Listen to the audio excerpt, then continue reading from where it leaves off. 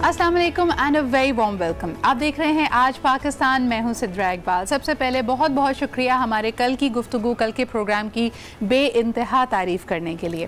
मुझे लगता है कि पाकिस्तान के तलबा और ख़ास तौर पे जो तालीमी इदारे हैं उनके बड़े अहम इश्यूज़ हैं जिसके ऊपर बात करना ज़रूरी है। लेकिन किसी भी लेग को अगर हमारे तालीमी निज़ाम में उसके ऊपर बात की जाती है, उसको मज़ीद कुरेदा जाता है, तो हमें नज़र आता है कि कोई एक लेग भी या कोई एक सिचुएशन भी हमारे लिए परफेक्ट नहीं है।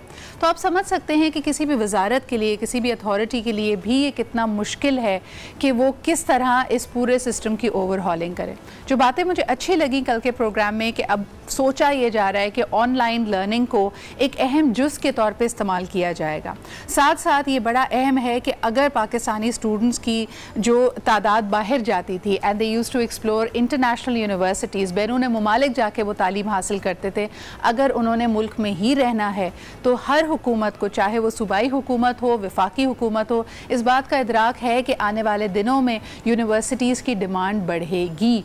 और फिर ये बड़ा अहम है कि इस वक्त एक नेशनल पॉलिसी तरतीब दी जाए जिसमें हमारा जो यूथ डिविडेंड है, यानी अगर हम कहते हैं कि 70% आबादी 40 साल 30 साल की उम्र से कम है, इसका मतलब है उनके पास अभी बहुत सारे साल, दिहाइयाँ मौजूद है जिसमें उन्होंने फ़ाल काम करना है। They have to be professionals. अपने आप को रीस्किल कैसे करें, एक स्किल से एक इंडस्ट्री से दूसरी में शिफ्ट करने के लिए उनके पास क्या क्या नॉलेज होनी चाहिए, कौन से कोर्सेज उनको करने चाहिए। और ख़ास तौर पे उन बच्चों के लिए, उन यंग लोगों के लिए जो शायद जो इनिशियल हमारा फॉर्मल तालीमी निज़ाम है उसका हिस्सा नहीं रह पाए। यानी आपकी उम्र 15 साल हो गई है लेकिन आपने कभी स्कूल की एक जमात भी नहीं पढ़ी, उनके लिए भी ऑप्शंस होने चाहिए।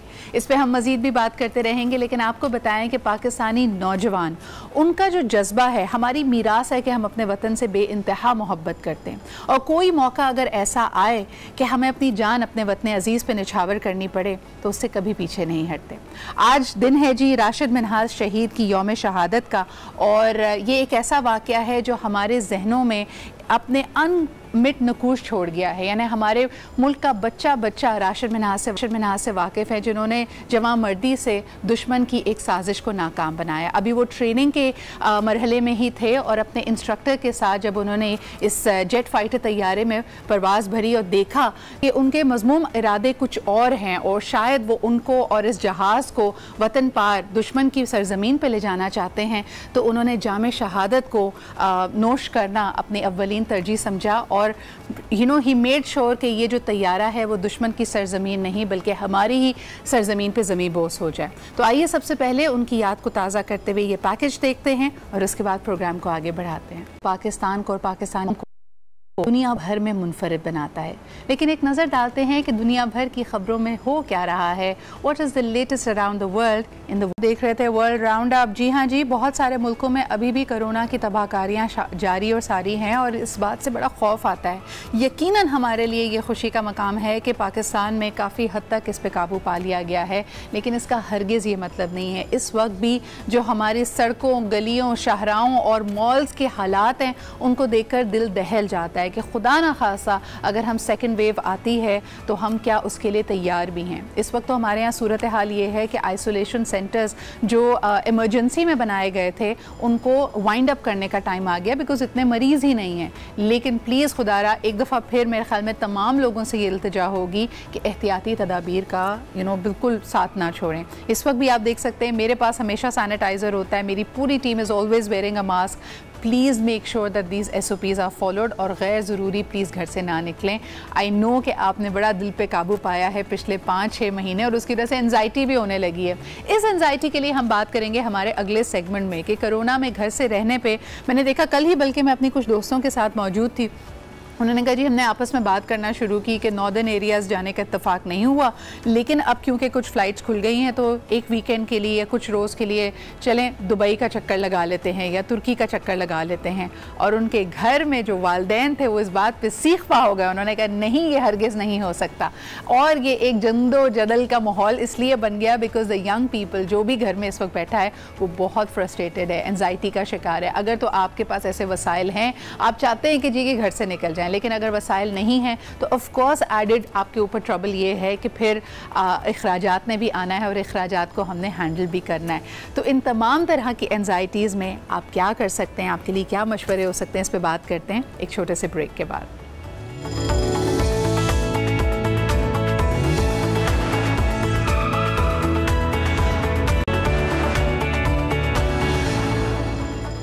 Welcome back. सोच अच्छी तो दुनिया अच्छी कहा जाता है। आपके ख्यालात, आपका पर्सपेक्टिव ही आपकी ज़िंदगी का असल आईना है और उस फ़िल्टर के तहत आप दुनिया को नोटिस करते हैं और दुनिया में आप जिस भी वाक़े से, जिस भी एक्सपीरियंस से गुजरते हैं उसको वही मायने देते हैं जो आपके जहन में चल रहा होता है। फॉर एग्ज़ाम्पल, हमने देखा कि साल 2020 को ऑलमोस्ट हर इंसान कोस रहा है, कहता है जी बड़ा बुरा साल है, सोचा था इसमें दुनिया देखेंगे, पता नहीं क्या क्या मार के मार लेंगे, लेकिन कुछ भी ना हो सका। और अब जबकि हमें कई माह गुजर गए हैं, चीज़ें काफ़ी अनसर्टन लग रही हैं। इनफैक्ट जो ब्रेक से पहले मैं बात करी थी कि इस तरह एक्सप्लोड करके एक धमाका खेज़ अंदाज में हमारे शहरी बाहर निकले हैं, शॉपिंग्स पे जा रहे हैं। हालांकि कोई ऐसा मौका भी नहीं है, कोई ईद बकरा ईद का त्यौहार नहीं है, लेकिन हमारी फ्रस्ट्रेशन का वो पॉइंट आ चुका है कि people have just stepped out. तो ज़रा इस पर बात करेंगे कि ये एनजाइटी हम कैसे कंट्रोल कर सकते हैं। ख़ास तौर पर आई वॉज़ वेरी स्केर्ड, यानी हम यकीनन एक जिंदा दिल कौम है और हमारे लिए हमेशा से 14 अगस्त बड़ी अहम रही है, लेकिन इस दफ़ा जो मनाजिर मैंने देखे तो लग नहीं रहा था कि इसके पस मंज़र में कोई कोरोना का ख़तरा भी है। हमारे साथ मौजूद हैं जी सोच क्लिनिक इस्लामाबाद से, she is a clinical psychologist. पहले भी आप इनसे मुलाकात कर चुके हैं ऑन माई शो। हमारे साथ हैं वजीहा ज़फ़र। अस्सलाम वालेकुम वजीहा। वालेकुम सलाम। वजीहा जी, क्या कहेंगी, एंजाइटी का ये आलम है, 3-4 माह ऐसा लगा लोगों ने घर के काम भी खुद किए तो कैदे बामुशक्कत गुजारी है और अब इस तरह बाहर निकल आए हैं कि खतरा नहीं लग रहा। क्या कहेंगी उनको आप? बिल्कुल ऐसा ही है जो अभी हालात देखे जा रहे हैं। लोग डिप्रेस्ड, एंजाइटी और बहुत सारे जो साइकोलॉजिकल प्रॉब्लम्स हैं उनसे गुजर कर अब बाहर आए हैं, तो वो बिल्कुल उस चीज से बाहर रहना चाहते हैं, इसको फेस नहीं करना चाहते। लेकिन अगर हम थोड़ा सा रियलिटी बेस अगर नजर डालें तो ये चीज हम जितनी एहतियात इसको रखेंगे हमारे लिए उतना ही बेहतर है। मुझे ये बताओ कि बहुत सारे रिश्तों में हमने देखा कि दरार पड़ गई है, दोस्तियां ख़त्म हो गई हैं, जो लोग रिश्ता इज़्दिवाज में थे और कोई लिंगरिंग प्रॉब्लम्स है, नॉट बिकॉज ऑफ कोरोना, लेकिन जिन मसाइल को पसे पुश डाला हुआ था शायद उस पर बात नहीं की जाती थी। अब जब इतना वक्त एक साथ घर में मिल गया तो कई शादियाँ ख़त्म हो गई। आप क्या कहेंगी, या जो प्रॉब्लम्स थे वो उभर कर सामने आए?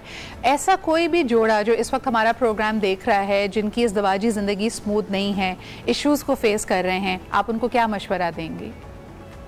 देखिए, पहली चीज जो अगर मैं सजेशन में दूं तो हम जब भी किसी के साथ ज्यादा टाइम स्पेंड करते हैं तो उसमें क्लैशेस बढ़ने के चांसेस ज्यादा होते हैं। और अभी जो स्पेसिफिकली जो टाइम था उसमें क्लैशेस की ज्यादा रीजन इससे भी हुई कि उसमें एक पैंडेमिक से गुजर रहे थे। लाइक उसमें ये नहीं था कि आप स्पेस देने के लिए या कोई वेकेशंस के लिए घर में आपने स्टे किया हो, तो इसमें ज्यादातर प्रॉब्लम्स इसलिए भी आई कि लोग फ्रस्ट्रेट हुए हुए थे, फाइनेंशियल प्रॉब्लम्स और बहुत सारी चीजें।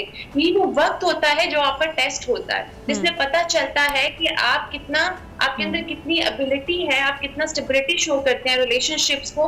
ना सिर्फ पार्टनरशिप की बात करी, उनके पार्टनर्स की ही बात की जाए, हर तरह से घर के एनवायरनमेंट में आप देखिए बहुत बदमजगी आ चुकी है इन हालात में। तो इसमें आपका टेस्ट होता है कि आपके पर्सनालिटी ट्रेट्स हैं वो किस तरह के हैं, उनको कितना इम्प्रूव करने की जरूरत है। वजीहा, मैं यहाँ पे खास, बिल्कुल सही कह रही हैं आप, खास तौर पे यहाँ पे बात करना चाहूँगी, बड़ी कॉमन आजकल इस्तिलाह हो गई है कि डिप्रेशन, एंजाइटी, इन सब की वजह यह है कि कोई शख्स मेरी ज़िंदगी में है जो बहुत टॉक्सिक है।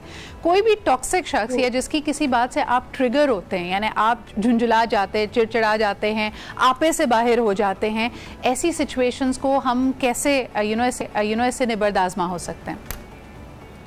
इसमें सबसे पहले देखिए, टॉक्सिक पर्सन की जो एनर्जीज हैं, ये जो वाइब्स हैं, नो डाउट वो बहुत स्ट्रेंथ उनकी होती है और बहुत इंटेंसिटी होती है। लेकिन अगर आपकी अपनी पर्सनालिटी पॉजिटिव है, आपकी अपनी पर्सनालिटी में पेशेंस है और हैंडलिंग अच्छी है, तो आप उस टॉक्सिक पर्सन को हैंडल अच्छे तरीके से कर सकते हैं। तो टॉक्सिक लोग हमें हमारे मयार के लोग नहीं मिलते। हमें लाइफ में अप एंड डाउन आता है और हमें टॉक्सिक लोग मिलते रहते हैं। रेदर देन कि हम ये सोचें कि हमने किस तरह उस टॉक्सिक पर्सन को अपनी लाइफ से निकालना है या उसको सबक देना है, हम ये देखें कि हमने उसको कैसे हैंडल करना है, क्योंकि वो टॉक्सिक है, हम नहीं।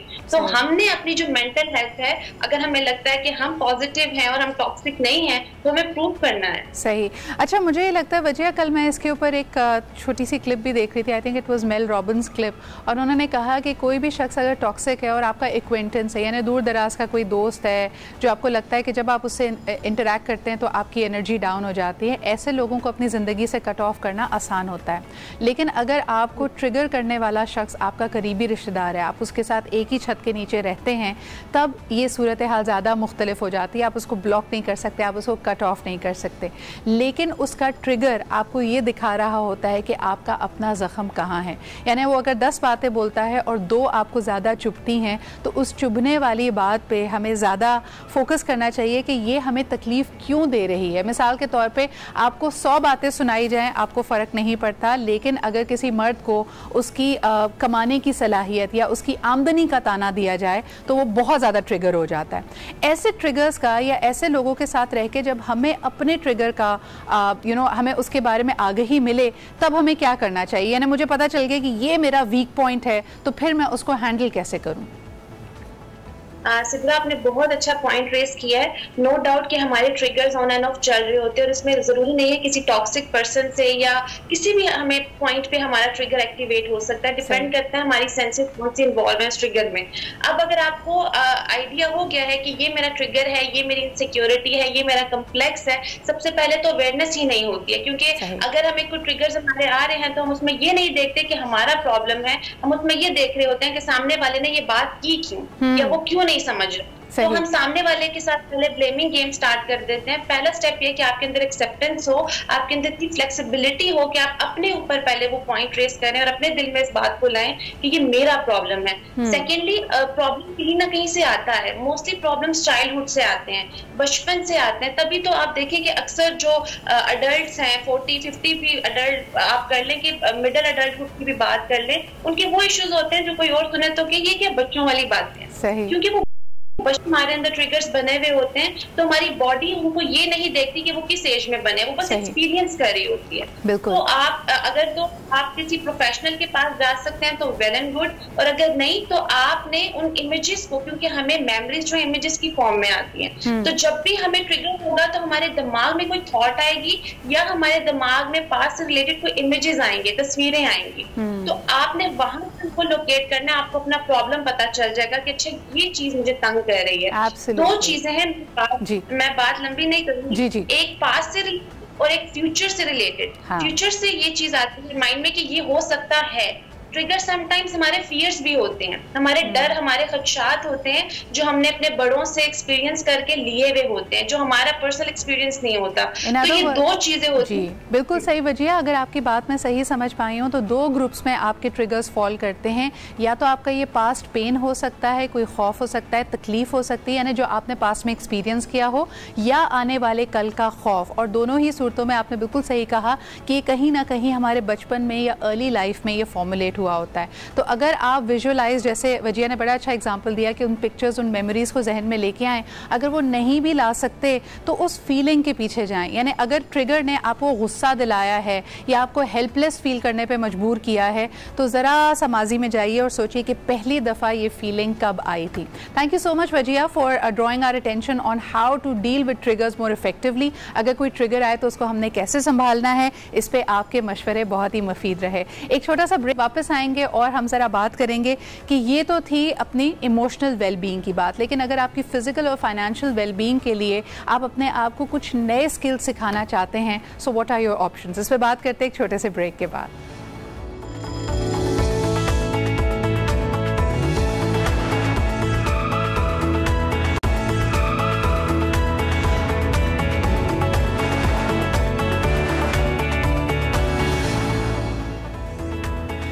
Welcome back. आप देख रहे हैं आज पाकिस्तान। अभी a lot of people have been also wondering about the weight problems. उनको लगता है कि जी कोरोना में घर बैठ के, क्योंकि बाहर नहीं निकल रहे थे, एक्टिविटी कर्टेल हो गई थी, तो बहुत मोटे होते जा रहे हैं। आपको बताते चलें कि even Oreo, the number 1 biscuit in the world, has also gone thin, ये भी पतला हो गया है जी। इसको अब नया नाम जो इसका नया वेरिएंट आया इसका नाम है ओरियो क्रिस्पी।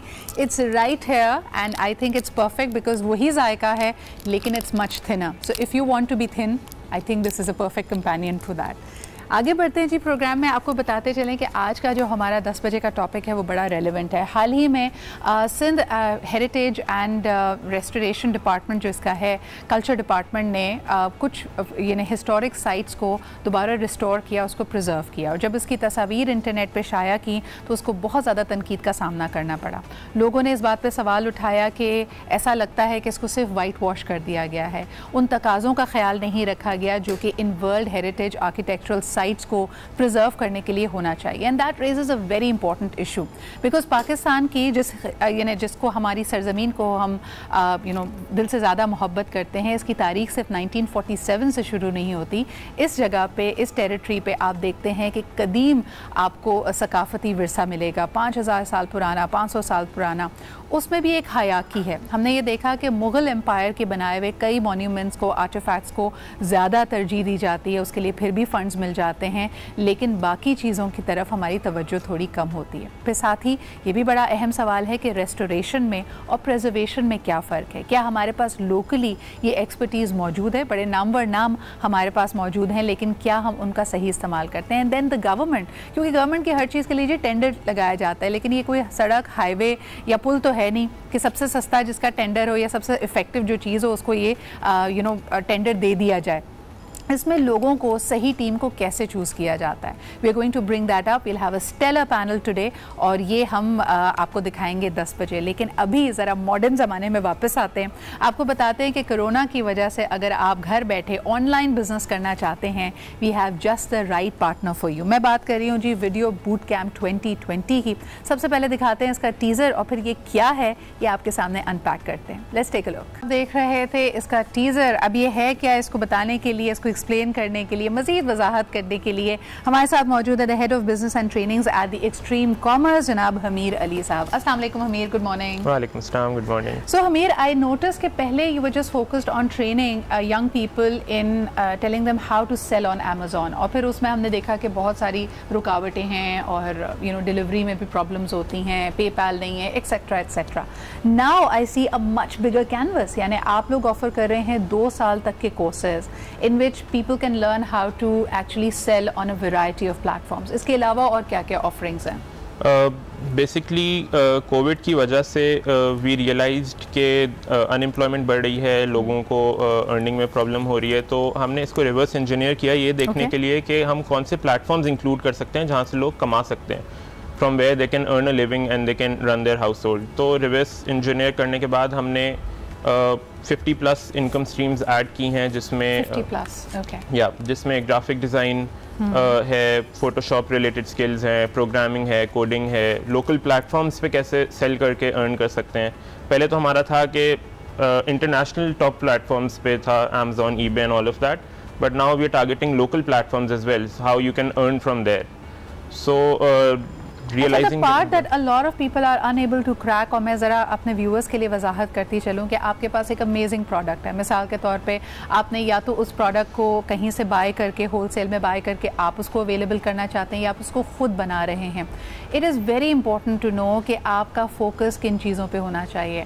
आप अपने टारगेट ऑडियंस को कैसे सिलेक्ट करेंगे, आप अपनी इन्वेंट्री को कैसे मैनेज करेंगे, आप उसको बैक एंड पे आपके पास क्या सिस्टम होगा उस चीज़ को डिलीवर करने के लिए। अगर कोई शख्स आपके शहर से नहीं किसी और शहर से ऑर्डर प्लेस कर रहा है तो उसके साथ कस्टमर सर्विस कैसी होगी। So all these things are very important. Yes, of course they are important, but जो मॉडल हम रेकमेंड करते हैं उसमें ये सारे जो सारा सिस्टम है, ये जो प्लेटफॉर्म है वो मैनेज करता है। For example there was Amazon, उसमें हम FBA रेकमेंड करते हैं, तो उसमें Amazon handles delivery, pick, pack, ship and all the customer service. So हमारा फोकस होता है quality of the product and to ensure कि timely Amazon के पास पहुंच जाए. Right. So, यानी that leg of the logistics is important. Yes. अच्छा, मुझे बताएं कि जिस तरह हम MBA में बड़ा पढ़ा करते थे just in time management of the inventory, लेकिन उसके लिए तो बहुत परफेक्ट दुनिया चाहिए, आइडियल दुनिया चाहिए, जहाँ पे हड़ताल नहीं होती, जहाँ पे कोरोना की वजह से फ्लाइट्स कैंसिल नहीं होती। तो ये जो आप सिखाते हैं ये प्रैक्टिकली लोग इम्प्लीमेंट कैसे कर पाते हैं? प्रैक्टिकल इम्प्लीमेंटेशन इस तरह है कि हम पहले अपनी inventory up to 3 to 5 months की इन्वेंट्री वहाँ पे भेजते हैं, हम देखते हैं हमारी मंथली सेल्स क्या है, हमारा कितना इन्वेंट्री हमें रिक्वायर्ड है मंथली, और फिर उसको हम मंथली रोलिंग बेसिस पे कर देते हैं। And we of course want to send it in advance, because आपको पता है कोरोना की वजह से कितनी फ़्लाइट्स, कितने कंटेनर्स डिले हुए हैं। तो हमारी कोशिश यही होती है कि बैकअप हमारे पास अवेलेबल हो इन्वेंट्री का, जहाँ से भी जाती रहे वहाँ पे भी बैकअप हो, जस्ट इन केस टाइमली ना हो रहा हो। सबसे ज़्यादा पॉपुलर कैटेगरीज हमीर कौन सी हैं, यानी यहाँ से जो सेलर्स हैं वो क्या in this global market place क्या चीज़ सेल कर रहे हैं सबसे ज़्यादा? एक्चुअली सेल तो सब कुछ हो रहा है। पाकिस्तान में textile is very popular, Pakistan से एक्सपोर्ट होता है टेक्सटाइल, सॉल्ट लैम्प्स एक्सपोर्ट होते हैं, so there are lot of products. Home and kitchen एक बहुत पॉपुलर है, but then again we don't recommend any particular niche, because depend ये करता है कि उधर सेल क्या हो रहा है। तो हम रिवर्स इंजीनियर करते हैं टूल्स को यूज़ करते हुए।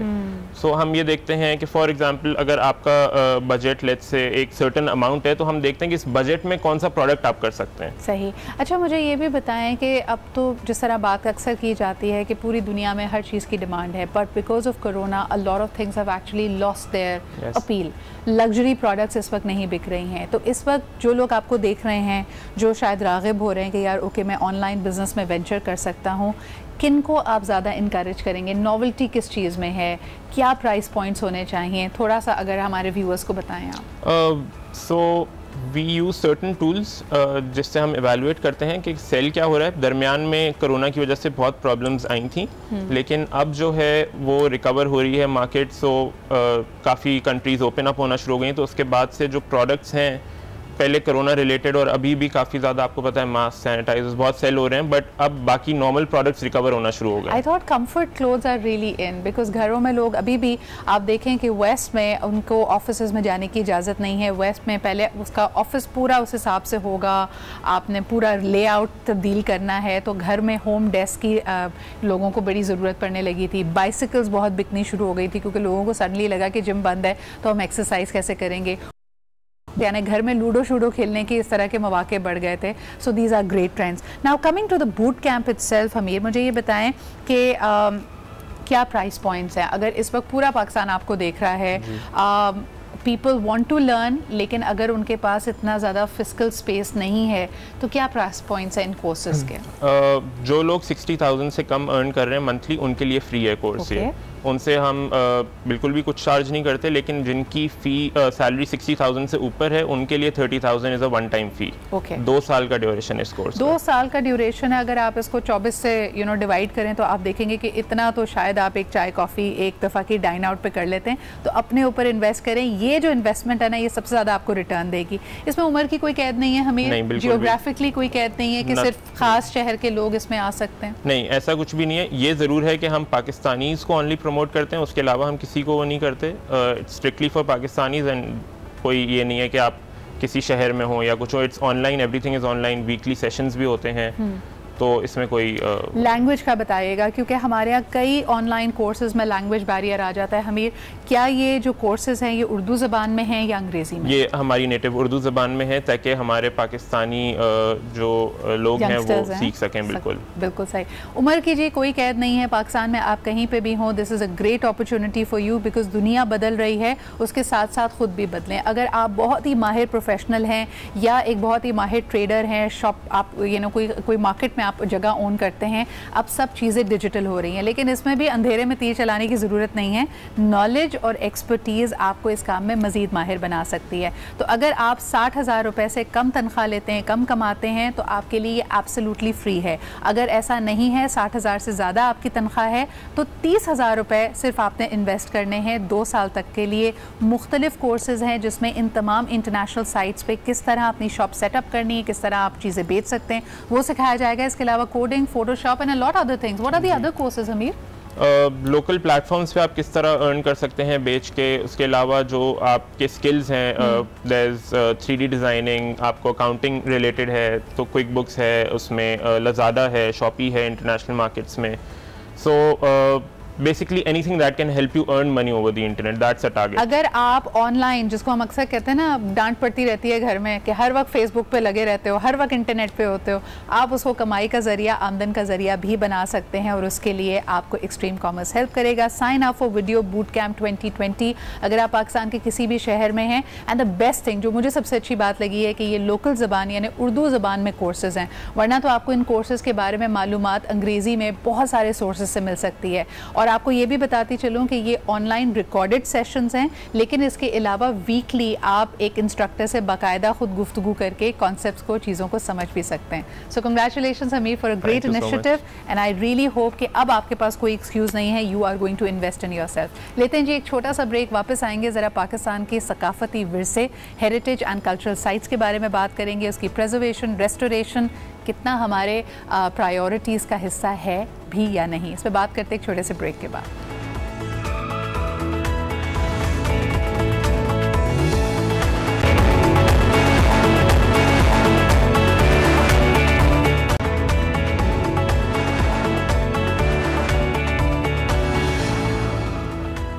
Welcome back. आप देख रहे हैं जी आज पाकिस्तान। एक सर्वे किया गया था रिसेंटली और पूछा गया था कि सबसे बड़ी ख्वाहिश हमारे लोगों की क्या होती है, और उसमें जो टॉप पे चीज़ आई वो ये था कि हम अपना घर चाहते हैं। अब आप इसको अगर एक इकोनॉमिक मसले के तौर पे देखना चाहें, हम कहते हैं शायद लोग किरायों से डर गए, लेकिन ये ख्वाहिश हर इंसान की होती है कि एक ऐसी जगह, एक ऐसी छत जिसको वो अपना कह सके। लेकिन क्या वो चार दीवारी जिसमें वो रहता है वही सिर्फ उसका घर है, या यही कॉन्सेप्ट हम पूरे वतन पे भी अप्लाई करते हैं कि इसमें जो सकाफती विरसा है, जो हमारे पुरखों की निशानियाँ हैं, जो लोग हमसे पहले इस सरजमीन पर बसते थे, क्या उनके बनाई हुई इमारतें, उनके बनाए हुए शाहकार को हम उसी तरह ओन अप करते हैं? ये उनका गली मोहल्ला था, ये उनकी शायद इबादत गाहें थीं, ये शायद उनका रहन सहन की जगह थी। ये बड़ा अहम होता है कि हम इस अंदाज़ में इन चीज़ों को देखें और उसको ओन अप करें, अपनी सकाफ़त को मानें कि हम शायद ये 10 साल पहले, 5 साल पहले इस जगह आके नहीं बसे, लेकिन हमारे पुरखों की अमानत है ये जगह। इसी हवाले से आज हम बात करना चाहेंगे पाकिस्तान के सकाफती विरसे की। बहुत सारी ऐसी इमारतें जिसको ना सिर्फ दुनिया भर मानती है कि ये एक दुनिया का असासा है, लेकिन क्या हम खुद बतौर एक रियासत के, बतौर एक माशरे के उसको अपनाते हैं या नहीं। And more importantly I have just the right person to talk about it today. अगर हम पाकिस्तान में प्रोफेशंस की बात करते हैं तो एक हमारी जनरेशन ऐसी भी गुजरी है जिसने ख्वाब देखकर हमारे लिए ये रास्ता हमवार किया। मैं बात कर रही हूँ पाकिस्तान की पहली फ़ीमेल आर्किटेक्ट की, जब हम कहते थे कि ये डोमेन, ये जो प्रोफेशन है वो मेल डोमिनेटेड है और इसमें ख़वातीन का कोई अमल दखल नहीं है, बल्कि ये सोचा भी नहीं जा सकता था कि शायद वो इसका हिस्सा बनेंगी। Not only did she become one of the most well known architects of Pakistan, बल्कि साथ ही साथ बहुत सारी चीज़ों की बुनियाद भी रखी। अगर आप कराची में रहते हैं तो आप वाकिफ़ होंगे FTC बिल्डिंग से, PSO हाउस से। ये वो शानदार कॉर्पोरेट बिल्डिंग्स हैं जिनको इन्होंने तामीर किया, जिसको इन्होंने डिज़ाइन किया।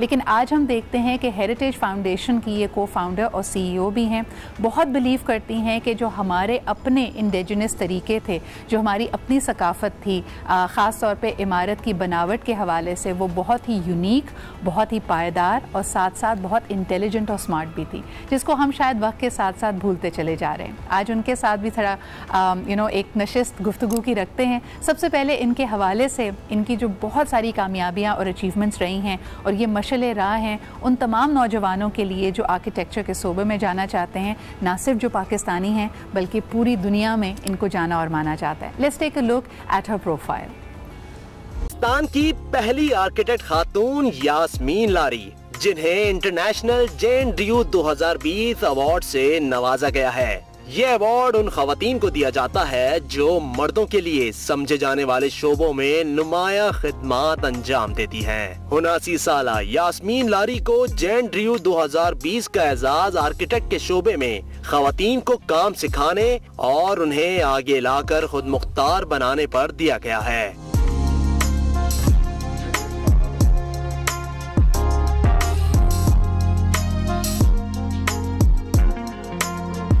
यास्मीन लारी एक नामवर आर्किटेक्ट डिजाइनर हैं, जो कराची की मारूफ तरीन इमारतें डिजाइन कर चुकी हैं, जिनमें FTC और पाकिस्तान स्टेट ऑयल हाउस की इमारत भी शामिल है। यास्मीन लारी कराची के अलावा लाहौर में भी मशहूर अंगूर बाग हाउसिंग सोसाइटी का प्रोजेक्ट डिजाइन कर चुकी हैं। वो बहुत से दीगर प्रोजेक्ट्स भी अपनी निगरानी में तैयार कर चुकी हैं। उन्होंने 2007 में बांस की लकड़ी से भी काम करना शुरू किया, जिससे उन्होंने सवात में मुहाजिरीन के लिए किचन बनाए और फिर बाद में उन्होंने सैलाबज़दा मुतासिरीन के लिए कम्युनिटी सेंटर्स भी कायम किए।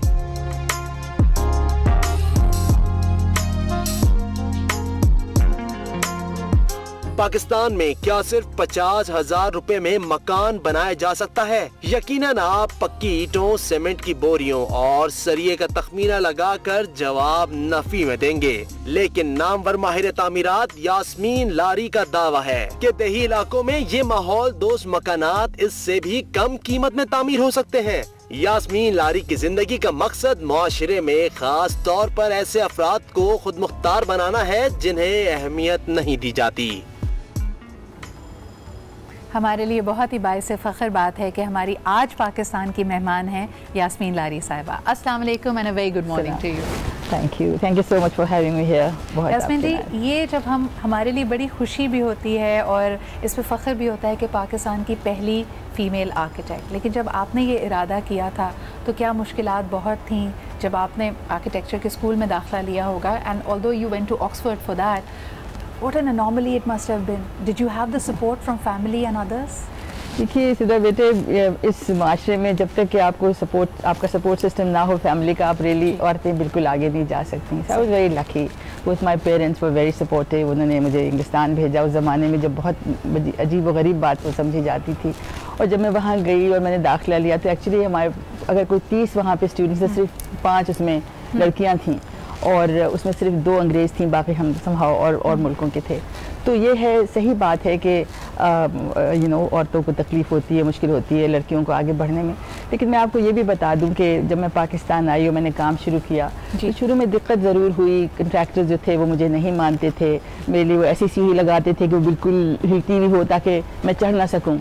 तो ये दिक्कतें हुई, लेकिन मेरा ख्याल है कि एवरीबडी वाज वेरी सपोर्टिव। मुझे बहुत ज़्यादा सपोर्ट मिली। ये एक ऐसा अरीना जहाँ पे उमूमन आप मर्द हज़रात को देखते हैं और ख़ास तौर पे जो हमारे कारीगर, मजदूर, बनाने वाले होते हैं, आपका जब उनसे इंटरेक्शन होता था, बात सुनते थे? क्योंकि अक्सर हम तो बड़े बड़े ऑफिसेज़ में देखते, बड़े पढ़े लिखे लोग एक खातून मैनेजर से हिदायत लेने को मायूब समझते हैं। ये सब मुश्किलात थी, लेकिन मेरा ख्याल है कि आर्किटेक्ट की पोजीशन बड़ी स्ट्रांग होती है। And if you have your integrity and people know that you will not tolerate any kind of devious means, तो मेरी बुरी भी रेपुटेशन हो गई थी क्योंकि मैं जाके चीज़ें गिरवा देती थी। अगर कोई काम सही नहीं था तो they had to demolish it. तो मेरा मतलब है कि अगर एक मरतबा ये बात इस्टेब्लिश हो जाए फिर they don't mess with you then. अच्छा, जब हम एक पाकिस्तान में आर्किटेक्ट की बात करते हैं, नौजवान इस वक्त आपको देख रहे होंगे, उनका ख्याल ये है कि हमारी प्रैक्टिस में अमीर और कबीर तबका हो, हमें बहुत अनलिमिटेड रिसोर्सेज दे दिए जाएं तो हम शाहकार बना देंगे। मुझे ये बताएं कि ये इस सोच को कैसे चैलेंज किया जा सकता है कि कम वसाइल में अपनी क्रिएटिविटी, इनोवेशन को इस्तेमाल करते हुए आप बेहतरीन इमारतें बना सकते हैं? ये बिल्कुल आपकी बात सही है। ये बहुत एक डायकोटमी है हमारे जो स्कूल्स हैं और पूरी दुनिया में ये बात है कि हम प्रीमोडोना बनाते हैं, हम ऐसे बनाते हैं जो कैन क्रिएट स्टार आर्किटेक्चर जिसको कहा जाता है, और हर कोई ये चाहता है, उसकी ख्वाहिश यही होती। मेरी भी थी, मैंने भी ये चीज़ें की हैं। तो जैसे किसी ने कहा, गार्डियन वालों ने जब मेरे बारे में लिखा तो उन्होंने कहा, ओलिवर ने, कि now she is atoning for the work she is done before, क्योंकि जो मैंने पहले बहुत ज़्यादा वसाइल इस्तेमाल किए थे, अब आप कहती हैं कि 50,000 रुपये में भी घर बन सकता है। तो ये कि बहुत ज़रूरी होता है कि अब आप सोचना शुरू करें। फिर ये भी देखो ना, दुनिया बदल गई है, क्लाइमेट चेंज का वक्त आ गया है, हमें अब सोचना होगा, हमें ग्रीन हाउस गैस एमिशंस जो है उनको कम करना होगा, क्योंकि आप देख रहे हैं तबाहियाँ आ रही हैं, हर तरफ आफात मुसलसल हैं। ये सिर्फ पाकिस्तान में नहीं, Pakistan is really among the top countries, the top vulnerable countries. तो लिहाजा अब हमें सबको और आर्किटेक्ट्स को बहुत ज़्यादा सोचना है, क्योंकि 40% जो ग्रीन हाउस गैस एमिशंस हैं और एनर्जी कंजम्पशन है वो बिल्डिंग से होती है। सही। तो इसीलिए अब ये माहौल दोस्त और मट्टी चूना और बांस जो मैं इस्तेमाल करती हूँ, अब हमें ये करना होगा। मगर मेरी बड़ी ख्वाहिश है कि हमारे जो यंग आर्किटेक्ट्स हैं अब इस फील्ड्स में आएँ, क्योंकि ये पूरा देखो, बात ये कि अभी जो प्रेडिक्शन है कि 80 million Pakistani will go below the poverty line after कोविड-19, तो वो भी तो एक लोग है जिनको डिज़ाइन की ज़रूरत है। और मैं ये कहती हूँ कि जहाँ ज़्यादा डिस्पैरिटीज़ होती हैं, जहाँ डेफिसिट्स होते हैं, वहाँ ज़्यादा डिज़ाइन चाहिए, अच्छे डिज़ाइनर चाहिए। अच्छा, हम देखें कि पूरी दुनिया में जो बेहतरीन आर्ट है कई ऐसे इलाकों से निकला है जहाँ पे बहुत, यानी जिनको अमीर इलाके नहीं कहा जा सकता, वहाँ पर आपको ग्राफिटी नज़र आएगी, रंग नज़र आएंगे। इंडिया में हमें बहुत सारी ऐसी मिसालें मिलती है जहाँ paint companies have come and said will make it beautiful.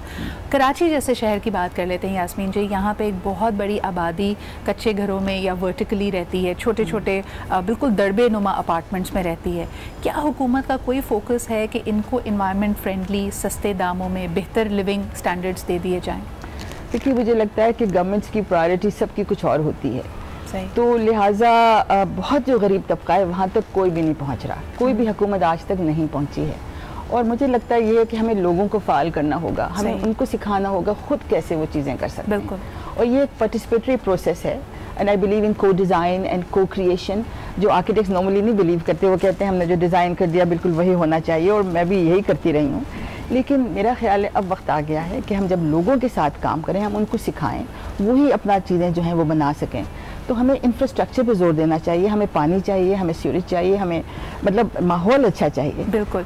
अच्छा, जहाँ हम इन चीज़ों की बात कर रहे हैं, इसका बड़ा वो कहते हैं ना टेस्ट हो जाती है जब आप बड़े बड़े घरों में भी देखें, एक इंसान बड़ा खूब ओपन किचन बनाता है, लेकिन जो पाकिस्तानी कुकिंग है उसके लिए फिर आपको पीछे डर्टी किचन भी चाहिए होता है। और आप इसी चीज़ को ले जाइए पाकिस्तान के हर तबके की तरफ। लेकिन अपने मौजू की तरफ आएंगे एक छोटे से ब्रेक के बाद कि जो हमारा सकाफती विरसा है, इन तमाम तर प्रॉब्लम्स के साथ, जहाँ हमारी पॉपुलेशन बढ़ रही है, जहाँ हर शख्स पूरी दुनिया की तरह पाकिस्तान में भी हाउसिंग के मसाइल हैं, what about our cultural sites? क्या वो हुकूमत की, रियासत की तरजीहात में शामिल है, और उसमें बतौर माशरा हम अपना हिस्सा कैसे डाल सकते हैं? इस पर बात करते हैं एक छोटे से ब्रेक के बाद।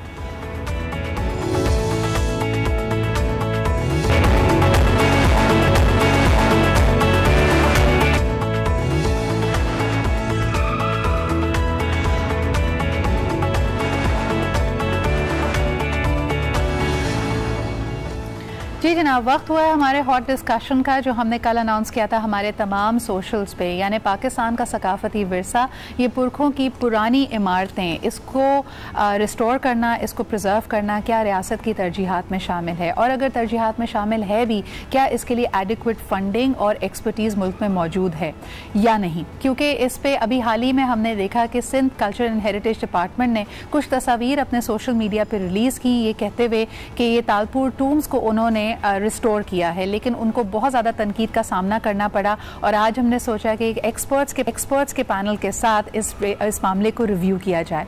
आप क्या समझते हैं कि मुल्क भर में जो मुख्तलिफ ऐसे मकामात हैं जिसकी निशानदेही लोग करते रहे हैं, इंटरनेशनल मीडिया करता रहा है, क्या हम उसकी देखभाल कर? सबसे पहले अपने पैनल को आपसे इंट्रोड्यूस करना चाहूँगी। The one and only Yasmeen Lari साहिबा से तो आप मुलाकात कर ही चुके हैं, वो हमारे साथ मौजूद हैं। लाहौर से हमें ज्वाइन कर रहे हैं the director general of the wall city of Lahore authority जनाब कामरान लाशारी साहब, और हमें ज्वाइन कर रही हैं the upcoming the very talented Marvi Mazhar साहिबा भी। आप सबकी आमद का बहुत बहुत शुक्रिया। यास्मीन साहिबा, सबसे पहले मैं चाहूँगी, जिस तरह रिपोर्ट में एक आम तासुर, अगर ऑनलाइन सोशल मीडिया का भी बैकलैश देखें तो ये आ रहा है कि जो इसकी रेस्टोरेशन और प्रिजर्वेशन के लिए तरीका अपनाया गया, इससे इसका जो रिवायती हुस्न था वो ख़त्म हो गया और ये एक्चुअली इसको मज़ीद डैमेज किया गया। आप एज एन एक्सपर्ट क्या समझती हैं कि how do you see this restorative effort?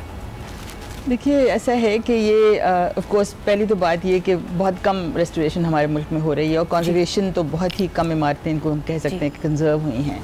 अब रेस्टोरेशन में ये है कि of course the different ways of doing it, और सिंध गवर्नमेंट के पास रिसोर्सेज वैसे बड़े कम हैं, और वो जो चीज़ें करने की कोशिश कर रहे हैं, मेरे ख्याल में उनके पास कैपेसिटी जो है वो बड़ी कम है, उसको उनको डेवलप करना चाहिए। सही। The only thing I'd like to say, इसके बाद हम फॉलो करते हैं देयर आर सर्टेन प्रिंसिपल्स। एक तो ये है कि डू नो हार्म, इसका मतलब है जो पुराना एविडेंस है उसको आप संभाल के रखें, उसको आप ख़त्म ना होने दें। इसके अलावा ये कि इंटरवेंशन आपकी मिनिमम होनी चाहिए, आप इतना ना करें कि वो चीज़ नई लगने लग जाए। तो लिहाजा जो पुराना हिस्सा है, जो पुरानी चीज़ें हैं, जो पुराना एविडेंस है, चाहे वो प्लास्टर था, चाहे वो एक हिस्सा ब्रिक का था, वो सारा होना चाहिए। सही। ये सही है कि ये पता चलता है कि इसके ऊपर प्लास्टर था। ये जो अंदर के हम तस्वीरें देखते हैं, मैं वहाँ जाके तो नहीं देखा है, तो इसका मतलब है कि प्लास्टर शायद उनको करना ठीक था। लेकिन मुझे लगता ये है कि थोड़ी वो इसलिए इट्स वेरी डिफिकल्ट टू जज कि आप किस वक्त काम को बंद कर दें, आप उससे ज़्यादा आगे ना जाएं। अभी ये हो गया कि चूंकि शायद उस पर वाइट वॉश कर दिया गया तो बहुत ही नई चीज़ लगने लग गई है। सही। अगर शायद वो सिर्फ लाइम का प्लास्टर छोड़ देते तो बड़ा अच्छा सा एक उस पर बड़ा एक ऑर्गेनिक फील उसकी आती, तो वो ओरिजिनल लगता, वो ऑथेंटिक लगता। फिर ये भी कि बात चीज़ें हैं जो अब रोइन हो गई हैं, उनको रोइन को क्या हमें रिकंस्ट्रक्ट करना चाहिए, क्या इन्होंने किया है, मतलब ये बहुत सारे सवाल हैं जो अगर वो सारी तस्वीरें लगा दें अब सोशल मीडिया पे जैसे जैसे उन्होंने काम किया है, क्योंकि स्टडीज़ की होंगी उन्होंने, आई एम श्योर, अगर वो हो जाए तो मेरे ख्याल में सबको थोड़ा सा इत्मीनान होगा। अच्छा, एक सवाल इसमें आता है जो मैं कामरान साहब आपकी तरफ लेके जाना चाहूँगी, because it was a big task that you had undertaken. जब हम बात करते हैं वॉल सिटी को प्रिजर्व करने की, रिस्टोर करने की, उसमें उसको लुक आफ्टर करने की, तो मुझे ये बताइए कि हुकूमत ये फैसले कैसे लेती है? ये एक्सपर्टीज़ लोकली पाकिस्तान में ढूंढी जाती है या इसके लिए बेहतरीन शख्स को, बेहतरीन प्रिजर्वेटिव टेक्निक रखने वाले शख्स को मुल्क के बाहर से बुलाया जाता है? जैसे आम तौर पे हम देखते हैं कि हुकूमत के किसी भी इस तरह के काम में टेंडर खुलता है, लेकिन ये कोई सड़क पुल जैसा काम तो है नहीं, इसमें क्या SOPs अपनाए जाते हैं? देखिए, वर्ल्ड सिटी लाहौर अथॉरिटी को बने हुए सिर्फ 10-12 साल हुए हैं जी। लेकिन इसमें खुशाइंद बात ये हुई है कि हमारी एक पार्टनरशिप है, वर्ल्ड क्लास कंजर्वेशनिस्ट हैं आगा खान ट्रस्ट वाले जी। उनके साथ मिलकर ये पार्टनरशिप आज तक जारी है और बड़े अच्छी लाइंस पर बढ़ी है आगे। We got UNESCO award on restoration of conservation of this place called शाही हमाम। इसी तरह सैयद वजीर खान का जो बाहर वाला आता है और उसकी आउटलुक है, तो और पिक्चर वॉल पे भी बहुत ही इंटरनेशनल लेवल का काम। एक्चुअली जो बात मिसेस लारी ने की बिल्कुल सही है कि महकमों में कैपेसिटी का बड़ा इशू है। आप उस हद तक ही उनसे एक्सपेक्ट कर सकते हैं जितनी क्वालिटी की HR वहाँ हो। हमें मेरा महकमा भी शायद ऐसा ही होता, लेकिन इसको एडवांटेज ये मिला है कि ये जो पार्टनरशिप है इससे कैपेसिटी बिल्डिंग हुई। 10-12 साल में हमारे अपने जो आर्किटेक्ट्स, इंजीनियर्स और लोग हैं, उन्होंने एक एक्सपर्टीज हासिल की है फ्रॉम द आफ। लेकिन एक अप्रोच जो है ना जी, वो कोई भी महकमा ये काम कर रहा हो, जो मैंने सीखा है अपने तजर्बे से, वो ये है कि ये सोलो फ्लाइट लेना जो है गलत है। विच मीन्स एक महकमा खुद ही एक इतनी सेंसिटिव काम को, because you are playing with history, और ये एक दफा खराब हो जाए तो शायद उसको बहाल करना फिर ठीक मुमकिन भी नहीं। You can't undo. और जैसे यास्मीन साहबा कह रही थी कि डोंट डैमेज इट, आप उसको बिल्कुल नया बनाने की भी कोशिश ना करें, तो आपका ऑब्जेक्टिव भी बड़ा क्लियर होना चाहिए। बहुत सारी दफा लोग अपनी जील और एंथुसिज्म में एक नया कर देते हैं क्योंकि उसको उसकी जो असल फील और जो असल फैब्रिक है उसको कर। तो व्हाट आई मीन इज कि मेरी प्रपोजल ये होगा कि महकमों को अपने साथ प्राइवेट और दूसरे जो भी एक्सपर्ट्स हैं उनकी एक कमेटी बननी चाहिए और उनकी एक कॉन्फ्रेंस होनी चाहिए। कम से कम हर प्रोजेक्ट के लिए 2 कॉन्फ्रेंसेस होनी चाहिए, एक शुरू में और एक आगे एडवांस स्टेज पर, ताकि इनपुट जो है वो मुख्तलिफ लोगों की आए और एक कलेक्टिव विजडम से ये काम। एब्सोल्युटली। अच्छा, एक तो ये कंजर्व करने का और प्रिजर्व करने का मामला है, उसको रिस्टोर करने का। मारवी क्या कहेंगी कि कई दफ़ा उजलत में हमारे यहाँ इमरजेंसी सिचुएशंस भी होती हैं। ऑफलाइन हम बात कर रहे थे, यास्मीन लारी साहिबा इसमें बाकायदा खुद भी इन्वॉल्व रही हैं, लेकिन 2009 में जैसे कराची और सिंध के एरियाज़ में IDPs को लाया गया, 2010 में फ्लडिंग हुई, और दोनों सूरतों में क्योंकि हमारे पास कोई ऊंचाई पे कोई ऐसी खुली जगह नहीं थी जहां इन इफेक्टीज को रखा जा सकता, तो मकली के कब्रिस्तान में इनको आर्जी तौर पे इनकी रिहाइश की। एंड ऑफ कोर्स इतने ज़्यादा लोगों का वहाँ होना, अपने कपड़े धोना, अपना खाना पकाना, ये भी इस तरह की साइट्स को डैमेज करता है। आप क्या कहेंगे उस वक्त, क्योंकि इंसानी जान को बचाने का मामला ज़्यादा अहम हो जाता है, इस तरह के उजलत में लिए हुए फैसलों के बारे में आपका क्या ख्याल है? जी, I mean, डिज़ास्टर प्रिपेयर्डनेस के लिए तो हम कभी रेडी होते ही नहीं है। There are no SOPs ready. So I can't forget that image of Makli जहाँ पे सारे टूम्स में लोग बैठे हुए थे and they were as a पनागाह। तो इस पे आप यही कह सकते हैं कि these larger open sites become the prominent space, and because मकली is on a necropolis, it kind of उनको बचा के रखा हुआ था कि फ्लडिंग से वो बचे रहें, तो उस वजह से वो एक ऊंचाई पे आ गए थे। सही। तो इसके लिए यही है कि we are not ever prepared for any disaster, कि हम कोई पॉपअप करके एक जगह बना लें जहाँ पे कोई इजी मैकेनिक्स के सिस्टम के थ्रू हम हाउसिंग प्रोवाइड कर लें। तो so that was something that the best thing जो हम रीच आउट कर सकते थे वो अपनी हेरिटेज मॉन्यूमेंट्स के लिए। तो वो एक ओपन लेकिन पब्लिक आपको स्पेस लगता बन है गई कि थी। वो भी अपने आप में, यास्मीन साहब बिकॉज यू वर इन्वॉल्व, क्या इसकी कोई रेजिस्टेंस थी या उस वक्त nobody was ready to listen? Emergency कोई भी तैयार नहीं है, and obviously people go where they can find refuge and you can't blame them. लेकिन जो हमें करना है वो ये कि हमारे पास कैंप साइट्स होनी चाहिए जहाँ पर हमें हर साल फ्लड आते रहे। ऐसी तो कोई बात नहीं, कोई अनहोनी बात नहीं थी। तो हर जगह हमारे पास होनी चाहिए साइट जहाँ पे कैंपिंग हो सके, जहाँ लोगों को ले जाया जा सके। फिर वो क्यों जाएंगे तारीखी इमारत के ऊपर? बिल्कुल। लेकिन मसला ये वाला हो रहा है कि ये बहुत ज़्यादा एक्सपोज हैं हमारी साइट्स, और उन पर जो मेंटेनेंस होनी चाहिए, जो उनका ख्याल होना चाहिए, वो नहीं हो रहा है। दे हैव एक्सेसिबल, लोग आते हैं, चीज़ें उठा के भी ले जाते हैं, ख़राबियाँ भी करते हैं।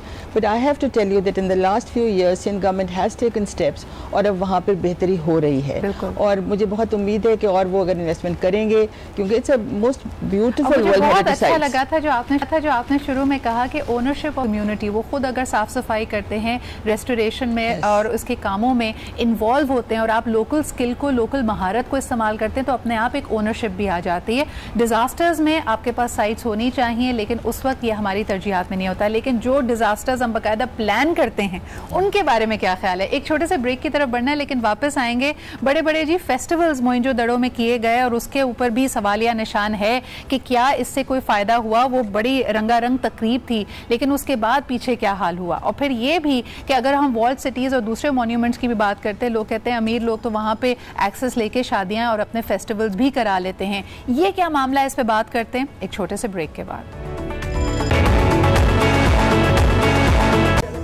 Welcome back after the break. आप देख रहे हैं आज पाकिस्तान। अहम इशू जो हमने उठाया कि डिज़ास्टर्स को हम प्रिवेंट नहीं कर सकते, इमरजेंसीज आती हैं, और जो अच्छा काम हो रहा है महदूद वसाइल में भी उसको सराहना चाहिए, लेकिन पार्टनरशिप्स की बहुत ज़रूरी है। आई थिंक कामरान साहब मेड एन एक्सीलेंट पॉइंट कि वर्ल्ड सिटी के लिए जब वो देखते हैं कि आगा खान फाउंडेशन के साथ, यूनेस्को के साथ important partnerships need to be in place. लेकिन कामरान साहब ये बताइएगा कि अक्सर जो हम इवेंट्स होते हुए देखते हैं, फिर ऐसी वर्ल्ड हेरिटेज साइट्स पे शादियाँ हो जाती हैं, इसके अलावा गवर्नमेंट के अपने इवेंट्स होते हैं, प्राइवेट कंपनीज के इवेंट्स हो जाते हैं, उसका क्या सिलसिलेकार होता है? उसकी इजाज़त कैसे दी जाती है, और कैसे यकीनी बनाया जाता है कि SOPs को फॉलो करें, उनके इवेंट में खुदा ना खास्ता कोई नुकसान उस जगह को ना हो जाए? देखिए, ये जो रिफ्लेक्शन हुई थी शादी वाली, this was blown out of proportion. पहले ARY न्यूज़ ब्रेक की कि जी जो शीश महल है उसमें कोई शादी मनक़द हो गई है, उससे ज़ाहिर है it went through wild fire, जो कि बिल्कुल गलत था, बेबुनियाद था। ये एक जगह है किले के अंदर जिसका नाम भी शायद कभी नहीं किसी ने सुना था, और वो 50 साल जो है एक नो गो एरिया बना रहा था। वो जगह का नाम है शाही बावर्ची खाना। वहाँ पर हमने कॉर्पोरेट डिनर किए, 100 लोगों के कॉर्पोरेट डिनर के लिए एक ग्रुप को जो है इजाज़त दी थी, जो कि उन्होंने मौके पर उसे एक मेहंदी के फंक्शन में कन्वर्ट करने की कोशिश की। सो दिस इज द, लेकिन दिस ओपन कोर्टयार्ड। सही। एंड सो मेरा सवाल ये है कि what is wrong when a place which is not getting damaged, उसका कोई हिस्टोरिक फैब्रिक, कोई चीज खराब नहीं हो रही, तो उसको डेड रखने के बजाय और वहाँ नो गो एरिया बनाने के बजाय, अगर, क्योंकि दुनिया में यास्मीन लारी साहबा बहुत अच्छी तरह इसको समझती हैं, एक अडेप्टिव रीयूज का कॉन्सेप्ट है। वेनिस चार्टर जो है 1964 का, वो कहते हैं कि these places have to be brought to socially useful purpose, but of course with lots of ifs and buts.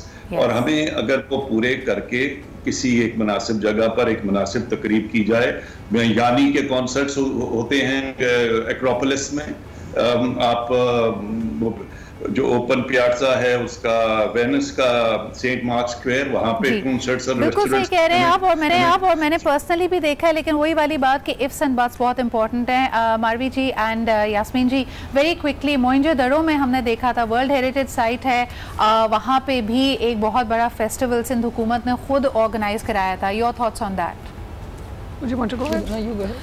For Mohenjo-daro, I would say कि it was a very haphazard intervention. इनके कोई prepared नहीं थे कि heritage site पे जाके, because वो एक already एक ruin है, एक decayed surface है, और उसमें आपने जाके एक बहुत ही intrusive way में जाके steel girders लगाए, frame structure बनाया, concert किया, jump किया उन ruins के ऊपर. So ये सारी चीज़ें बहुत, और ये सब आजकल it's all about the you know media world and digital world, तो वो सारी तस्वीरें बाहर निकल गई, जिससे हमें ये पता चल गया कि कोई गवर्नमेंट का इदारा किसी चीज़ के लिए प्रिपेयर्ड होता ही नहीं है ऐसे फंक्शन करने के लिए जो पब्लिक गैदरिंग के लिए. इफेक्टिव एडवोकेसी हमें माशरे की तरफ से, शहरियों की तरफ से चाहिए. इस पे हम बात करेंगे, वो होगा जी हमारा यूट्यूब एक्सक्लूसिव जो आप देख सकते हैं हमारे सोशल्स पे. लेकिन आज के इस बहुत अहम मौजू के बारे में आप क्या सोचते हैं मुझे ज़रूर बताइए. You can tweet about this, you can reach out on my Facebook और ऑन माई यूट्यूब. अपना बहुत ख्याल रखिए. कल आपके सामने फिर हाजिर होंगे. खुदा हाफिज़.